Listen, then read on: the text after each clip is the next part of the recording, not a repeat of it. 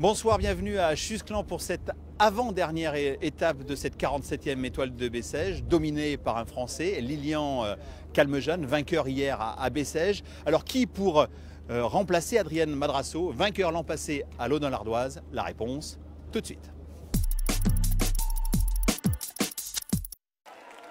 Eh bien, c'est un Français, devinez qui, Arnaud Démarre, qui s'impose à Laudun devant Alexander Kristoff, le Norvégien. Ces deux-là ne se quittent décidément plus, mais le Français a eu une nouvelle fois le dernier mot. Deuxième victoire d'étape pour Arnaud, qui démarre vraiment la saison en trombe. L'équipe a travaillé toute la journée, donc vraiment chapeau à eux. Donc, tout le monde génial. Et toi, tu es en forme?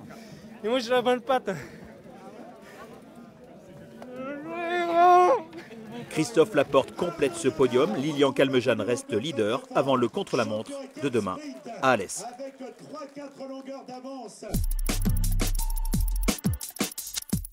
On a été ravis de savoir que tout s'est bien passé. Oui, eh ben, merci et à tout vous s'est tous. bien terminé merci surtout. À vous tous, parce que sans vous, je ne sais pas où je serais aujourd'hui.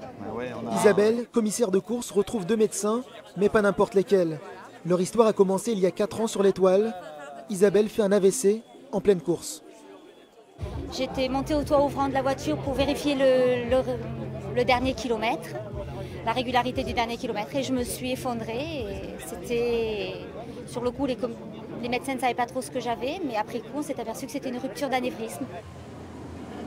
La rapidité de l'intervention a permis, comme on a pu le constater, d'une rapidité de prise en charge.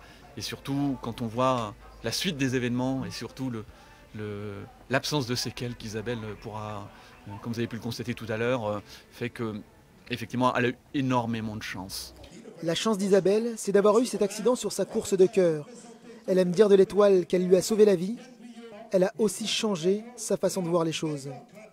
On essaie de déguster au maximum les moments passés avec, sur la course, et puis c'est difficile à exprimer, c'est tout à l'intérieur en fait, c'est des sentiments, ouais, c'est profond, c'est une belle histoire d'amour, hein, tout simplement, l'histoire du vélo. Cette expérience a renforcé la relation d'Isabelle avec l'étoile de Bessèges, une relation forcément spéciale.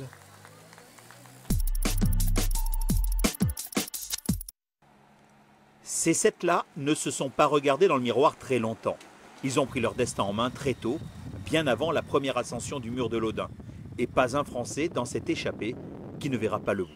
Derrière, 2 équipes, la Française des Jeux et Direct Énergie, ont assuré le train pour leurs leaders et sprinteurs. De l'avis des spécialistes, cette étape était une course pour eux. Attention aux sprinteurs, donc, même si le mur de Laudun est costaud. Après, évidemment, Galopin l'a déjà emporté il y a 2 ans. Il y aura des punchers, mais les sprinteurs peuvent aussi passer, je pense. Le géant de Provence regarde défiler les coureurs par un beau soleil d'hiver. Pour l'équipe du leader, Lilian Calmejean, un seul mot d'ordre, veiller au grain et aux spécialistes du contre-la-montre. Il faut se méfier aussi du deuxième du classement général, qui est quand même ancien champion du monde espoir de contre-la-montre. Et jamais négliger ses adversaires. Après, c'est un contre-la-montre court, mais s'il est vraiment dans une mauvaise journée demain, la dernière montée peut être fatale. 9 coureurs peuvent encore prétendre remporter cette 47e étoile de Bessèges. Demain, dernière étape de cette 47e édition de l'étoile de Bessèges. Nous serons à Alès pour le Grand Prix de la ville d'Alès avec cette traditionnelle montée de l'Ermitage, 12 km contre la montre où se joue généralement la victoire finale de cette étoile de Bessèges. Nous serons d'ailleurs en direct dès 16 h sur notre site Facebook France 3 Languedoc-Roussillon. Je vous souhaite une excellente soirée sur la 3.